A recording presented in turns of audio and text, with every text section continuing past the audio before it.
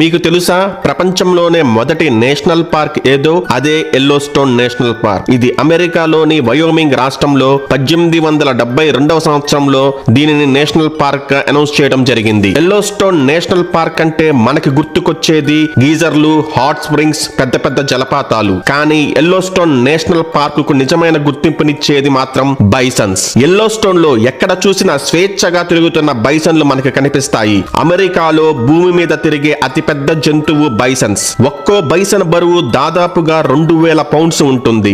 చూడడానికి నెమ్మదిగా అనిపించిన అవసరమైతే గంటకు 35 మైళ్ళ వేగంతో పరిగెత్తగలవు.